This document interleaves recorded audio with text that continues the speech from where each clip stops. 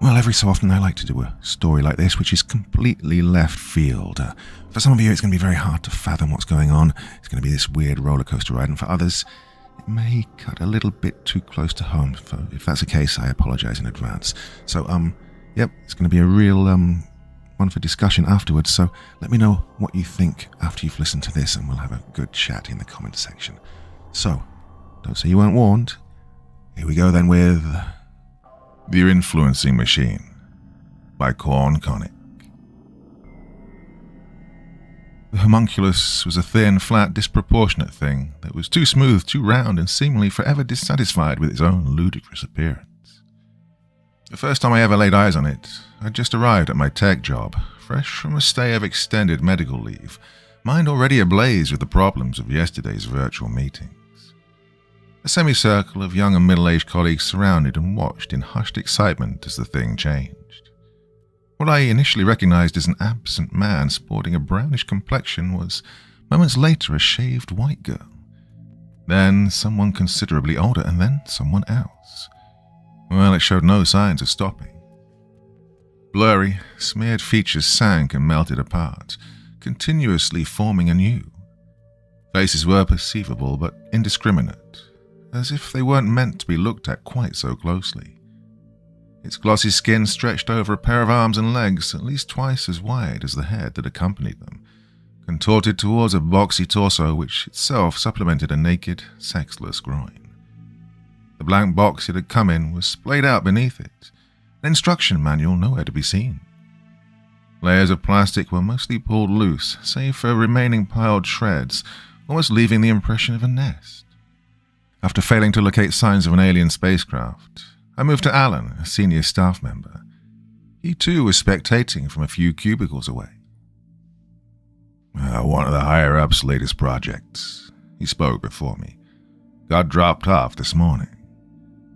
Is it, supposed to be doing that? Well, I couldn't tell you. He was stone still, with a rigid hand on his chin.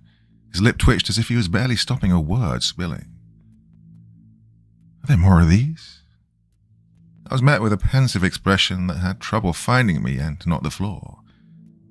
Fascinating, and kind of cute. The janitor had shown up and was now knelt beside the thing, mop in hand. What is it?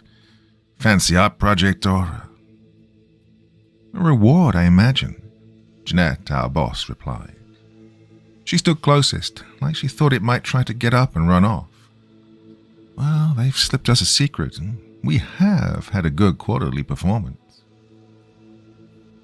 Yeah, but what do we do with it? We kept it between the plant and the water cooler and told people it was a cutting-edge experimental sculpture, an ornament, to be admired, but from a safe distance. A velvet rope wasn't in the budget, though. Well, I was okay with that for a little bit, being all the way across our workspace, mostly well out of sight. I only had to walk by it to reach the lunch hall whenever I wanted to go in there. No big deal. Well, except on one muggy afternoon. It turned to look at me during a trip to the vending machine. Its neck swung in a heavy motion as I rounded the corner, swiveling from the flapping door at the end of the room where somebody had exited. The formerly inanimate stare had been replaced by eye contact, tracking me the entire way past. That day I departed early and wrote a slip into the anonymous suggestion box, saying we should take the sculpture out back and put it down. Well, the ensuing HR meeting stung with fluorescent light and made my collar itchy. I can imagine I might have appeared suspect, sneaking glances at the thing. Well, obviously Jeanette had placed it in the corner to make a point. She was treating it like a bullied child, vaguely sticking up for it on the pulpit, as well as rattling off the other daily grievances. Well, I hadn't seen it straight away, but it was breathing, or attempting to, or pretending to. The movement was subtle, inconsistent. Too quick? Well, it was hard to tell. When it passed by after the gathering had finished a lifetime later, it didn't seem to be doing it. Well, that's my real first close-up in a while. Sporadic renewal with which it had commenced was no longer occurring. It had a newfound appreciation, savouring each body it cycled through, pieces falling less rapidly from its grasp. Once again, its eyes were what unnerved me the most. Somewhere beyond their fogged exterior was starting to clear. I was sure of it. Well, a few months passed. I didn't openly voice my concern. Most of my workforce was remote, but those in as often as me appreciated the statue as it had become known. Everyone else didn't care. Well, I might as well have suggested to euthanize the glass hamster. Plus, I'd noticed it picking an increasingly attractive veneer. Less random feelers, halfway approximates of humanity, and better symmetry. No more infrequent revolting errors, eye placement, mouth shape, giant sores. Were there real people out there that might look like this thing every now and again? Could most people look like this thing? On a boring midweek lunch break, I brought it up in conversation with Rob, a colleague. The amount you talk, I think you just want to fuck it, to be honest. I smiled as he laughed at his own joke. Well, if I catch you in here alone again, I'll give you a minute. But we're not trading places. Can't believe you sit in front of it all day, I told him. The homunculus was around 10 feet behind where Rob was eating a baguette at his desk, in plain view. Don't you ever feel its eyes in the back of your head? Or hear it? It's not haunted, he snorted. No, I don't hear it. It doesn't just make noise. I mean, it is kind of weird we don't know what it is, but that's probably the point. You don't mind being a test subject? He shrugged. Well, we're getting paid, aren't we? I've had worse jobs. As long as I'm not assembling these bots or whatever they are, I'm happy. And personally, I think it's pretty cool. Gotta be some new shit. Maybe marketing's pulling a trick and they're putting us on social media. So, hey, act normal, yeah? We were both staring at it, staring at us now. Well, at least if we killed it, we could see what was happening under the hood. Well, Rob then suddenly broke into a fit of coughing. Took a series of short, unsteady breaths and produced an inhaler, actions I'd overheard from afar many times in my years working with him. Fucking allergies are killing me. Amount of dust in this place. I looked at his rounded chest as it rose and fell rapidly, slightly straining the buttons.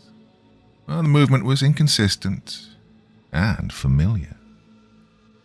That week saw one of my least favorite yearly rituals, Bring Your Kid to Work Day. Essentially a glorified school trip for the children of my middle-aged colleagues, and an excuse to get them off their devices. NeuroWorks was rich, among the biggest companies in the world in a pure business sense, but our venue was nowhere near as good as that sounds. Being bitterly locked into a refurbishment planning war for the better part of 4 years doesn't exactly scream modernity. Or maybe it does. I didn't have much to do with the occasion, only involved in the helpline division, the breadth of my knowledge occupied mostly by memorized error codes. Well, from what I saw, the old troublemakers had matured. Sneaking into forbidden places or swiping an expensive souvenir were no longer habits. But a child there was absent previously, the son of a new employee. 11-year-old named Kai. I don't remember the kid's face because the sole image in my mind was him pulling it at me in a weird way. Well, the night saw my desire to spend the evening at home by myself come to an end by a particularly bothersome client, whose broken message swapping kept me up late. As the darkening skies loomed above my long journey home, a new message popped into the dimmed office space, pulling me out of the call. Is Kai in there? Can't find him down here. Sent from my iPhone. Cheryl had labored as the day's main tour giver. She conveniently ignored my previous message on our work-enforced communication app. Do you know where Alan is? Tired, I scrolled on my phone for another minute, eventually taking my earbuds out and trying hard not to hear a peep. Annoyingly, distant chatter was overlapping the static humming of computers. I listened and determined it was coming from around the break room. My shoes squeaked against the linoleum floor as they halted halfway along. Two voices were exchanging, one a clear preteen's and the other undiscernible. I crept nearer, then suddenly stepped out so I was in full view of the scene. Well, in hindsight, I wish I'd eavesdropped longer, but I was motivated by the imperative of proving something that could not possibly be true. Kai was sat on the floor in front of the homunculus. He noticed me quickly and jumped, frozen for a second until he stood up. "Sorry," he mumbled. "I was... Oh, there you are." Cheryl appeared from the staircase doorway, red in complexion. "Your mum's really upset with you." She gave me a subdued, appreciatory face, took Kai by the wrist and left. Oh, the kid seemed ill at ease. He got back at me as if he was in want of an explanation before he was gone. Meanwhile, the homunculus's boyish looks were neutral. The dimness gave it the air of a disused mannequin, a dormant piece of equipment waiting to be put together. Except its legs peeled inwards no longer. Now they creased into a polite storyteller cross.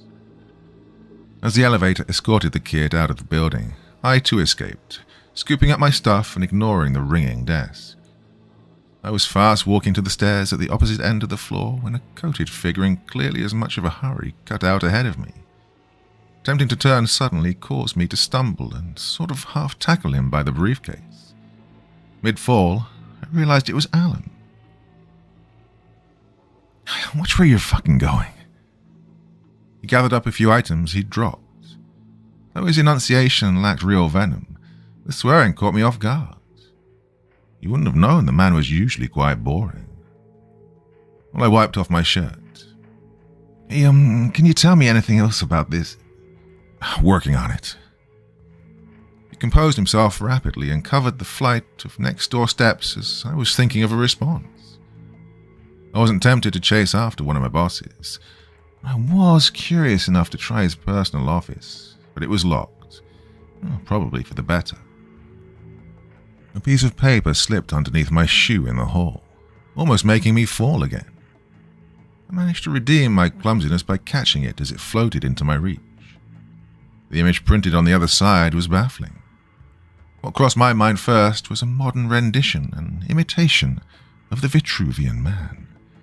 Well, the format was sleek and scientific, riddled with diagrams apparently relevant to the subject in question. But the writing was all cryptic nonsense, encoded in mostly numbers. The outline of the document had its own tiny strip of the company's logo, except on the leftmost side. If that had led to another piece of the display, it was missing. I recalled the briefcase. Letting the paper drift onto the ground, I realized its blank side blended imperfectly with the vinyl, apart from the small brown imprint my shoe had left. I crammed it in my jacket and headed for the exit. If there was any sense to be made, it would come following a well-deserved rest at home. The after-hours atmosphere was unnerving in an empty sort of way. It was playing on my imagination. The only workers left sat in the final studio on the way out, a group of coders staying late to get an important snag fixed. I nodded goodbye and opened the glass door, and then was pushed past. I'd assumed he was already outside based on the time difference, but my best guess was that this was Alan. Those who'd noticed looked sympathetic and almost concerned. They were too absorbed in their discussion to really pay attention. Snow dusted the ground, hardly very thick, but enough to outline a pair of scuffed footsteps leading to the corner. Whoever this person was, they were in such a hurry that I'd scarcely caught a glimpse of them. I felt the need to call out, knowing they couldn't be far. "Hey, I think I have your..." I was interrupted by a crash loud enough to distort the direction from which it came, being that it echoed across the open courtyard. The noise was marked by a loud impact. I expected to hear the embarrassed whine of an engine, but there was nothing except the solitary whoosh of a passing car on the public road. In fact, the following stillness gave me goosebumps. The want to stay and ask questions had left me, so I hurried to my car instead. Well, the little hours of sleep I received at home were eventful. I dreamt I was staring out of my window, scanning the city from the top floor of a skyscraper. The hole in the clouds parted to reveal an enormous zeppelin, and many ropes and wires sprang forth, hidden in its intricate surface. It pulsated in waves, bleeding grey into the walls. The unlucky ones got caught out on the street. The cords, ending in darkened orifices, scattered like rats and flailed accordingly as they forced their way through windows, around ankles and into throats. Ever present was an earthy, static buzz that tickled your ribs and ears. I locked myself in the tiny bathroom of my flat and listened to the muffled screams of neighbours experiencing God knows what, until there was a thump at my own door. Part 2. I woke up that morning less than eager to go to work. The conditions were icy but mild in the sun, which made a rare appearance. I spent the commute brainstorming, wondering whether I should have rang someone and reported the development. However they'd reacted, even if they thought it was cool. While blocking my way to the homunculus once I'd reached the building was Jeanette, filling out paperwork. I prepared to scoot past her. "It's gone," she said it just as I arrived at the lighter patch of carpet it had been sitting on. "What do you mean?" I couldn't hide the panic in my disposition. "Where?" "Oh my God, it's right behind." The grin was poking out of her face. "Seriously, what's going on?" I had to turn for good measure before she responded. "Relax, jeez." She laughed. A corporate took it off the market, I reckon. Or it was only ever meant to be a trial run. Or it was malfunctioning, or they needed it for, Product recalls happen off and on. What are you trying to say exactly? "Jan, I swear I heard it talk to Kai." "Who's Kai?" "Well, the kid from yesterday, kind of bratty one." "Keep your voice down. That's Melissa's son." "Yeah, I'm sorry, but look, at the end of the night I got up and I heard them talking." "About?" "Well, I didn't hear what about, but was he not on his phone? You know the kids are always trying to go on their phones during the..." "No, he wasn't on his fucking phone, okay? He was communicating with that... I lost my words and realized the office had become very quiet. My shoulders curled inwards in embarrassment as I sat wordlessly at my desk. "You need to get over this issue. Would it help if I pointed out you're half an hour late again? Look, it's not here anymore, so I don't want to hear any more. Got it? You should be happy. Maybe an executive read your suggestion." She walked away then, leaving me concealed behind a stack of files. The silence lasted a few beats until the phone started ringing. God, I hadn't even turned on my computer yet. And the rest of my shift was so mundane I felt it dribbling out of my ears as I drove home. It was late enough that the roads were desolate, but the frigid weather ensured the trip was slow going. My heavy arms indicated I'd be too tired to make food when I got in, so I decided to stop for a Friday McDonald's. Someplace out of the way would be less busy, so I allowed the thought of a warm burger to carry me the extra miles. The ordering post at the end of the gridded path was bent at an angle. Patches of speaker had rusted and been scratched across. I strained to hear, preparing for the worst in terms of audio quality. "Hello? Please may I take your order?" Freezing air soared past the open window, chilling me completely. The voice had a local tint, but the inflections were slightly off, the emphasis put in the wrong places. The timbre was both jovial in that simple, disarming way and utterly monotone, corporate. His overall pitch never shifted. It didn't sound like an impediment. It didn't sound like anything I'd ever heard from another person. A good 30 seconds of nothing must have passed. I was waiting for further words, to be asked if I was still there. "Are you real?" I finally blurted out. Sweat was forming on my brow despite the temperature. "May I take your order, sir?" I slammed on the gas and sped to the pavement booth. The light inside was dim, narrowly outlining messy counters strewn with the discarded paper bags and other food debris. I didn't see him or anyone.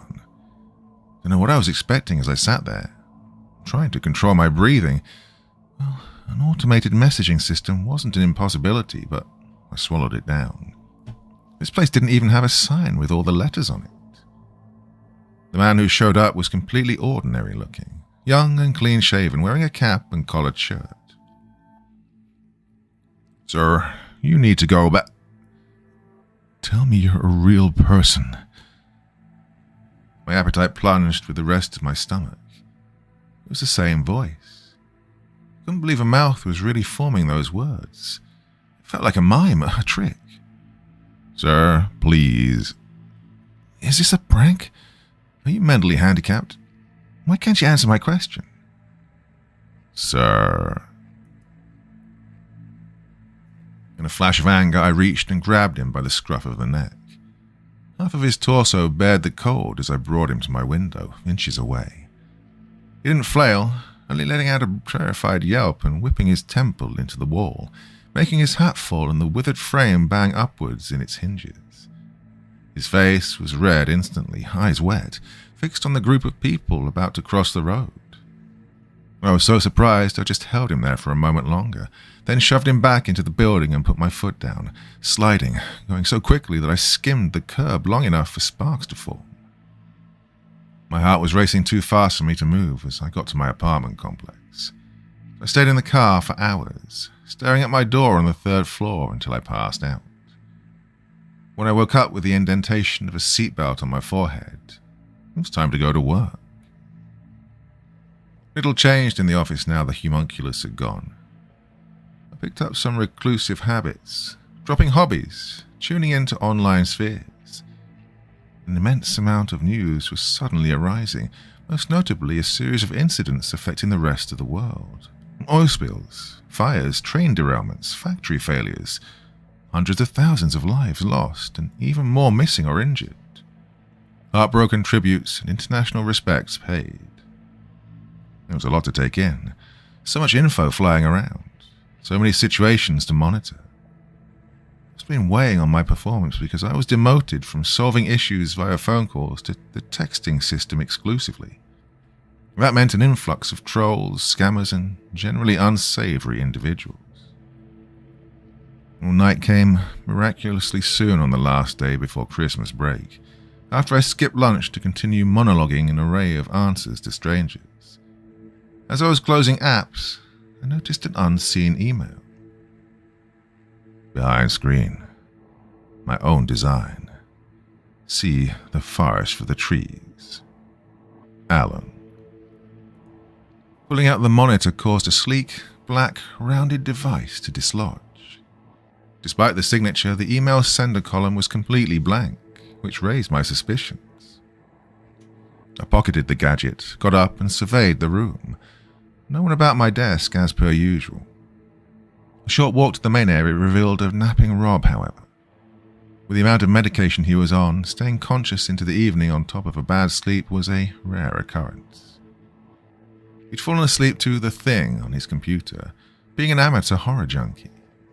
A stringy pair of headphones led his ears to the speakers. I took the opportunity to tab out of whatever streaming service he'd installed. On the way, I encountered a messaging app.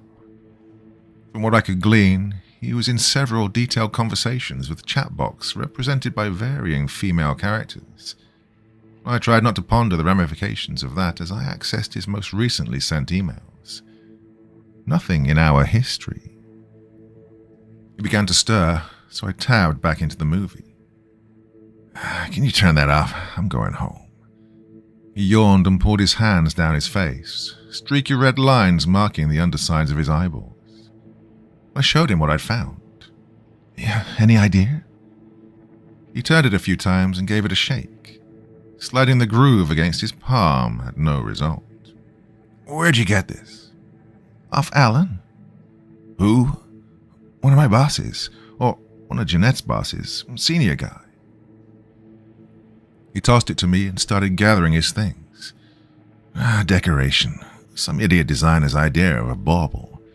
Oh, you gotta crack into it like a puzzle or an ARG. That'd be cool, right? I resisted the urge to roll my eyes. Alan left me a note. Said he made it, said I should... See the forest for the trees. Figures. I mean, you're always worrying about the tiny stuff. Is that what he meant, though? Rob pulled on a jacket and began walking to the elevator. Quickly, I felt my side for the document. Not there. Oh, shit. Alan must have been here. What? I had a file of his in my pocket and it's gone and... Most of the senior staff put out their leave a week ago. He'll be on an island in the Bahamas. Not in this shithole. Did he go on my computer? Are you listening to yourself? Rob's voice had traveled higher. You need to lay off the juice, man. Nobody's going to be on your computer or fishing through your pockets. You want to know what happened? You got a Christmas gift, okay? Enjoy it.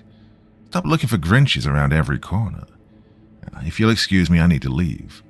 I have a stream to be watching. The elevator doors closed between us. I sighed and walked to the device. Its two-toned, seamless design reminded me of the products I was paid to shill all day. Thankfully, that day had turned to night. My main new concern was bumping into Jeanette. Based off an overheard conversation, I knew she was waiting to ask me my next available date for our personal meeting. Summarily, I devised an alternative exit route, which involved hugging the outermost edge of the building. Led me to another encounter with the janitor, as well as his apprentice, positioning a sheath of metal to patch up a hole in the fence. Some drunk biker dickhead crashed, I think, he said to me. Got a replacement coming in. What you doing out here anyway? You lost or something? Oh, my car.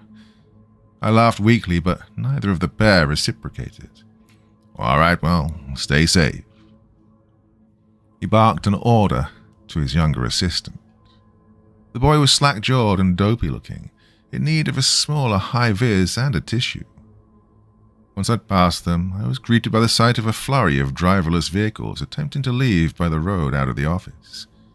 They were stuck in a cycle of inching closer and further, frustratingly wary of one another, while the line slithered like a pulsating row of Roombas. In the distance, a cacophony of horns could be heard, so faint and ongoing they practically blended in with the ambience. Knowing this was a glitch that had occurred in earlier months, I sat in my motionless car and killed the time by going on Tinder. Spending Christmas alone, I deduced, had noticeably affected my mood. Rather than put myself on television, venture into a bar, or join the church, I decided to try online dating to brush off the rust. A few newish photos and a week of swiping had finally resulted in progress. A date with a girl named Cynthia. She immediately stuck out to me when I recognized her main profile photo. It had been taken at a park I lived next to. We started with that and just went on and on. Well, she was witty and as interested in the humanities as myself, knowledgeable on a whole load of topics. There was some debate on the destination because she wanted to stretch her legs and do an outdoorsy activity. I was hesitant, what with the smog that had descended upon the city. The weather reporters were struggling to pinpoint which foreign crises it had blown in from, and a lot of countries blamed each other. Wherever it may have originated, I wouldn't be driving an hour out into the country like a serial killer to avoid it. I agreed to her resulting proposal of visiting an art gallery in the city centre, followed by a well-received restaurant. Not since my adolescence had I frequented the place, even though I'd always meant to. Cynthia mentioned that her work was featured there as a child, but she'd given up the hobby in favour of learning history at university. Though guiltily, I did spend slightly too much time looking up information relevant to her favourite pre-Enlightenment eras. My nerves were on fire. I'd shaved, got my hair cut, and dressed sharply. Still, the flat was such a mess. I left knowing I'd have to crash at hers if the option became available. Arriving a minute early, I waited patiently at the tall entrance gates. My phone was buzzing with notifications regarding a trivial internet feud, vibrating like it hated the confines of my jacket. Shambling homeless people occupied the nearby bus station. One was unconscious, slumped over several seats while his arms drooped to the ground at either side. I pictured how he'd appear were the support invisible. Transcendental, I supposed, as if he was being raptured. A stomach full of butterflies had me considering lighting a smoke, a recently picked up habit. Then I received a tap and zap to my shoulder, making me flinch. Oh, I'm sorry, did I shock you? It's these metal banisters they have around here. They're so staticky. Behind me, she was bundled in a padded coat with a flap hiding her mouth. Errant whirlwinds of dust were hovering, providing a tickling cough if you got caught. Oh, nothing wrong with keeping me on my toes. Just avoid the face. Cynthia snickered as we went inside the building. I disapproved of the place's brutalist arrangements, its flat concrete corners flanked by towering support beams whichever way you looked. She was all about that kind of thing. It was straight to the modern exhibit to ponder stuff made by the trendy artists, which I could not hide my bafflement or amusement of. The randomicity of the material had me believing they were coasting on a wave of irony I had no desire to investigate. Well, you said you weren't one of those people who thought art had to be old or beautiful, she mused to me. And she was right, but the fact was undercut by her proximity to the carcass of a rotting watermelon stuck to the ceiling by a congealed string of chewed-up gum. My lunch, the piece was called. Then came a trip through the annals of time. Together a few intricate portraits and events impressed. The rooms felt cold and stoic, with only the odd masked wanderer for company. Me and Cynthia discussed our ideas at a decent volume when we came to a section dedicated to the Industrial Revolution. In front of us was a painting from 1812. A man in a hat and blue gown, armed with a dagger, stood victoriously before a burning building. "The leader of the Luddites," Cynthia read out loud. "You know these guys, right?" "Yeah, I think so. They were the original ragers against the machine." She snickered. "If they got their way, we'd all still be living on farms. Imagine that." You ever visited a farm?" "Once, long ago. Don't remember it." "My grandpa had one. Could be the genes, but I understand where this man was coming from, you know." "Really?" "Yeah, well, it would have been hard to comprehend the scale at which these inventions change lives. Shock to the system like that will always end up leaving folks behind. Maybe these people saw a day where humans would never be employed. The simple life of labor doesn't sound too bad in comparison." "Okay, but having everybody do that? If they were hell-bent on the survivalist stuff, they should have gone off into the woods on their own, start a religion or a cult." Well, I exhaled sharply from my nose. What about Ned Ludd? You have to respect him at some basic level. The man smashed something so passionately they will remember it centuries later. She laughed. First I'd heard her properly do. It was thin, punctuated by a long wheeze at its apex. "Hey, next time we should go to one of those rage rooms. Then you can show me how a Ludder does it." Posing like Ludd, I put on a comically serious expression. She laughed again, louder, and leant forwards into my arm. The touch of her skin was cool and delicate, matching its pale hue. I grinned and turned to accommodate it, facing the rest of the exhibit. As soon as my eyes were cast to the far wall, a figure darted around the corner. The inhuman speed had induced a blur. It wasn't possible to build up so much velocity from a standing position, enough to only linger on the edge of my vision. I gasped, so Cynthia stood up straight and looked at me uncertainly. "What?" "It's, that painting is so striking." It was a wide angle of 5 people sat in cages atop varying plinths. Truthfully, I hadn't gotten to viewing it until then, and her coy face suggested she knew. Unease washed over me as we walked to the main lobby, but I was trying desperately to shrug it off, wary of bursting her bubbly exterior. She pulled me into the moment by examining a sign above an archway. It went on to a recently constructed part of the building. The text printed on the wall in Arial read, "Flattery by Ollie Ainkins." "Oh, no way. I didn't know this would be here." "So, this exhibit is special because?" "It's by this cool animal trainer guy who's on tour.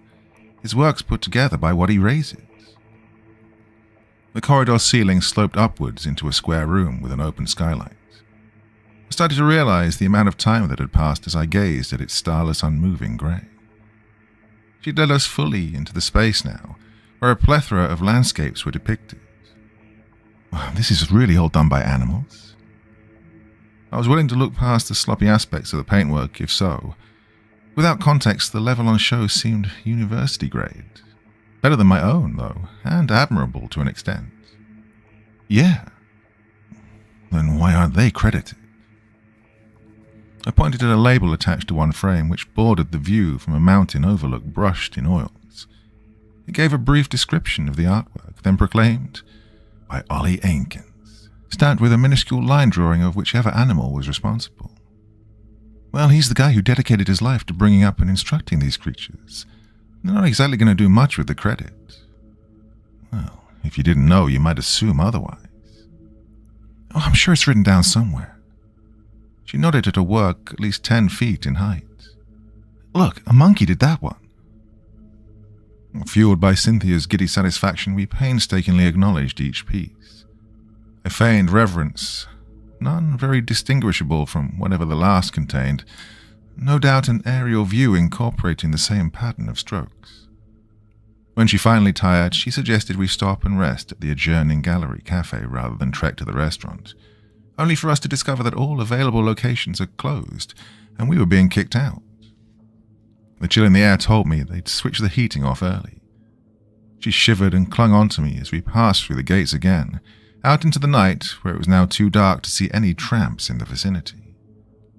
Well, time flies, she said. Yeah. Well, idiotically, I was distracted by fitful bursts of tires squealing in the city, echoing in alleys and the overlapping din of sirens, stingers of anxiety. Can I ask you a stupid question? She cocked her head as if she was greatly amused, anticipating. Does it ever feel like the world's ending? It felt so dumb coming out of my mouth that I wouldn't have blamed her for writing me off right there and then. But her face didn't screw up as she seemed to genuinely chew on my words. It ended up on a sly corner smile. Can I ask you a stupid question? Go ahead. What's that cologne you've got on? She pulled me in and pressed her lips around mine. It was warm, tender, and fleeting. We were inches apart once she ended it. I'll get a cab, she whispered. To yours? The hesitation registered. Yeah, was all she came out with. She must have had the app ready because a driverless car skidded out of an empty parking garage and zoomed towards us. She led me inside and we began to kiss again, not ceasing for the entire 5-minute ride. So, still feel like the world's ending? She asked me as she unlocked her apartment. Letting the crisp air cool my flushed cheeks, I couldn't deny her. We delved into a building overlooking terraced rows of homes in suburbia. Not a bad neighborhood, but not exactly characterful. New builds, if I remember correctly. Part 3. Cynthia's hall was filled with a welcoming heat. I'm just going to get changed, she said, then slipped into her bedroom. I slouched and gathered myself. The decor was minimal, as if she was preserving the elegance of the pristine, powder-white walls that made up the place. Brown wooden furnishings held appropriately distant vases, glassware, and books in the lounge/dining area. It was cozy enough to be mistaken for a fancy hotel suite, and smelled like fresh clothes, too. Only the doorway alcove had broken free from the restrictive aesthetic, featuring several ornaments. The theme was ancient Greek. Even without the name Hephaestus carved into the bottom of a miniature statue, a hanging collage of Mount Olympus leaning against the window jogged my memory. Candles in trays on either side almost gave it the look of a shrine. Part of me felt admonishment for being nosy and turning my attention to the surrounding bookshelves, but it was overpowered by that same disquietude rearing its head. I wanted to let go, except my eyes were telling me something was very wrong. My brain just hadn't caught up yet. Was it the picture frames? I selected one at random and brought it into the light of the indented ceiling bulb. It was a large, grey-haired woman and a girl who had a passing resemblance to Cynthia. cousin with polydactyly, by the look of her gnarled end of her arm, which bore extra fingers. Without meaning to sound rude, the older lady wasn't much better off, her grimaced face inset by prominent wrinkles and liver spots. The lower portion of the image showed an odd-legged chair supporting her body. Well, the realization hit me like a freight train. It had been creeping up on me, but I think the square and round legs of the seat were what tipped me off for good. Both of these people were fake. Chipped glass broke in the frame. It hit the shelf and I grabbed another. A woman with Cynthia's red bob and the cheekbones of a plastic surgery addict. The border between her left arm and the smooth curve of her dress was a gradient. On the shelf below, 2 children, whom she'd never brought up, posed as though they were in a school yearbook, but their melted glasses and mismatched uniform logos betrayed them. Every sentimental cliché copied, captured. Digital rendering was my best guess, a form of it anyway. But I wanted to scream. I picked up a book and yelped in terrified disappointment when I saw the pages, every one blank. Somehow I perceived the light filtering underneath her bedroom door before I saw it. Its touch was corrosive, dazzling in the way it illuminated, but stowing an invisible pain, like each tiny ray was a needle of internal damage. Exotic colors spilled my eyesight in spots, my hands shielding my face. There came a droning whir as I smashed the front door open and fled outside. The light poured out of the upstairs windows, growing in brightness, invading the sky. I sprinted down as many side streets as I could take before my lungs gave out and I nearly went to the ground. Although she wasn't following me, I didn't feel comfortable enough to stop walking, choking on spit while wrapping a sweaty hand over my phone to uninstall Tinder and every other social media. I weighed the pros and cons of dropping it into the canal. With how slow the water moved nowadays, anyone committed would be able to fish it back out. What was the end result here? I used to laugh at those people obsessed with stalkers, convinced they were targeted individuals. But out in the open, I was checking my shoulders like a junkie every chance I got. It was a long walk home past gurgling sewer grates spitting up mist. The weather report was wrong, because now was the time that the smog was beginning to roll in. I was forced to pull my shirt up over my mouth to keep it out. My body cried out for rest as I got home. However, the spent remains of my adrenaline spiked again once I witnessed my busted door, the hinges dangling and the cheap wood bent inward. I crouched and envisioned the place devoid of belongings, just the waste remnants of my laziness left, then contemplated throwing myself from the outdoor balcony. 3 floors won't do it, I thought. I'm better than 3 floors. Instead, I clenched my fists and tiptoed inside, keeping a keen ear. Jabbering, low, ceaseless. Voices fought and overlapped. Something was stood in the kitchen, using the dark as cover. In the reflection of a wall-mounted mirror shone that same light, less intense. Its saturation gave it a brilliant twinkle, like sunbeams in a nostalgic childhood memory. The source was a figure taller than my unsuccessful hookup. Well, a burglary wouldn't have been this complicated. I flicked the main wall switch. The first thing I noticed was a chunk of metal fence lodged within its skull, past some blood dripping from the inflamed wound. Flesh had swollen to a tumor-like bulge as it changed constantly, facing away now. Well, it simulated bodies and an infinite wardrobe, an all-encompassing cloak that transformed like a fashionista's fantasy. The process had come close to perfection, but in intervals it shook fiercely and a burst of defects appeared, skin rippling over clothing. The light trickled from a slot in the homunculus's forehead, at its most vibrant where the impact had cracked it open. I snuck closer. One of my hands firmly gripped the bat I kept hung upon the lounge wall, a memento of my high school baseball days. As I lifted it, I heard that same low whirring. I'd initially planned to rush the thing. It was anticipating my attack. Oh, come on, you son of a bitch. In a single fluid move, its body thrust forth, and with a crunch snapped the other way, pushing through itself until it was back to front, while the head remained stationary. I was so horrified I just closed my eyes, bracing for the collision as it lunged toward me and the waist-high bat that I held. It went sailing over the dining room table, launching its contents. My breath was taken by some solid block protruding out of the black bin liner I'd landed upon, but I scrambled to my feet nonetheless, blinded by the light's intensity and swinging wildly. An empty apartment. I glanced around rapidly once my vision returned, adamant that this was another one of its gimmicks. Only a humming emitted from underneath the clutter beside me. I dug through it until I came across Alan's device. The panels it was composed of had jutted downwards half an inch. Inside was a softly glowing orb rotating behind a cage. It faded as the noise trailed and the thing shut, letting off a deep tone. I slumped onto my back, unsure whether to laugh or cry. Staying there for the next 24 hours would have suited me well, but I peeled myself upwards so that I could barricade the door first. Amongst the unpaid bill warnings and spam advertisements littering the area, a piece of red paper was isolated. I picked it up and unfolded it. Blacklisted. Leave the city.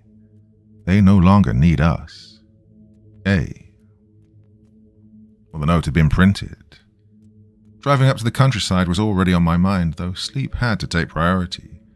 I could barely stand without swaying. I collapsed into bed, not even bothering to get changed. It would be my last taste of the grid before having to live off the land someplace rural, or die trying. I drifted off thinking of a vindication the night had brought me, along with all its near-death experiences. Maybe I wasn't such a pessimist after all.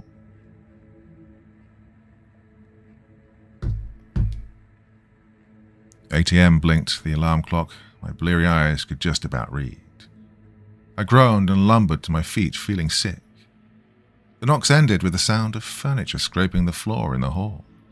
The pointless blockade I'd created now requiring piece by piece dismantling. I shifted the desk I'd planted beneath the handle so that the door opened at arm's width. Outside were 2 police officers. "Sir, you're being placed under arrest for assault. We have CCTV footage of you committing a violent act against a McDonald's employee." The cops saw my bloodied side and called an ambulance, some unnoticed wound having scraped a tear in the fabric. I told them I'd fallen, but saw their shifting gazes meet each other's, obviously doubtful. They waded past garbage, concluding my mental instability when I told them I was being stalked by things that looked like people. Putting on a facade of normality would have achieved nothing. I wasn't an actor. I tried to level with them, but they hadn't heard any similar reports. Without context, the note and the device had no meaning. Getting sectioned was a speedier process than I'd recalled.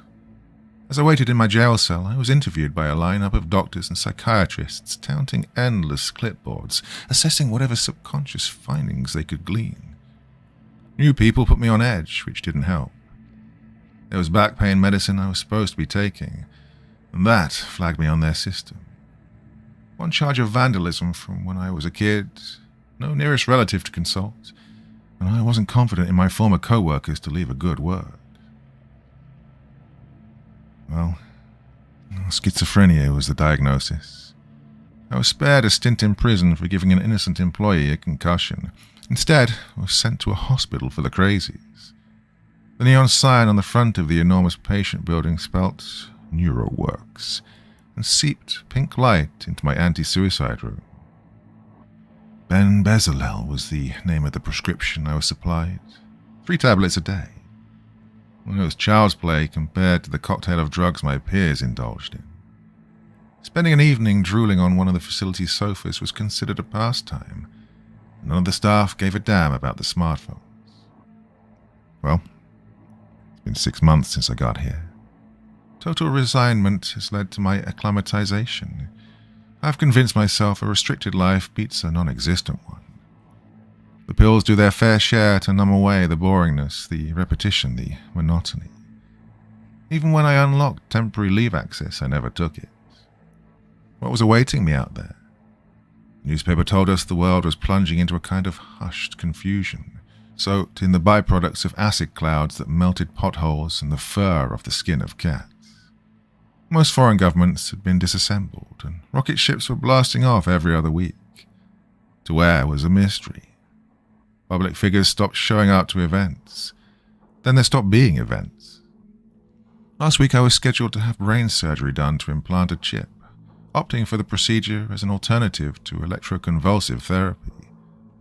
But no one came to my room that morning. No one's come to my room since. And no one in the entire ward has made a sound. It's as if the walls of my enclosure have thickened 1,000,000 times over. Except I know the real reason. Why would there be anyone left to check on me? Hunger and thirst should have already brought my end. But I can't bring myself to leave. Well, that's fine. The old world will be better off remembered for what it was anyway. It's just, I think the worst is the light. The sun is blinding at all hours, and so is the bulb. Even the brightness of the monitor is agonizing. In the space, the tissue on my forehead is stretched apart, shadowed by midday dust. I can't see where one beam begins and another ends.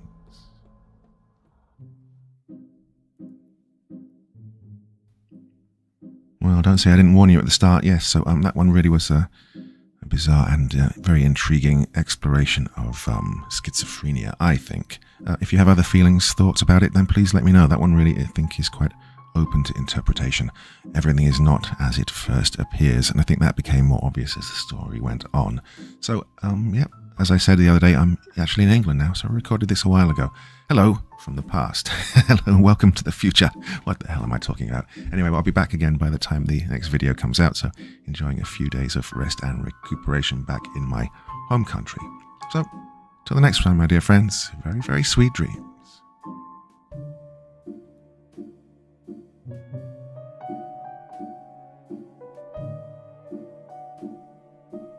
Thank you so much for taking the time to listen to this story today. It really means a lot to me and to the author of the story, of course.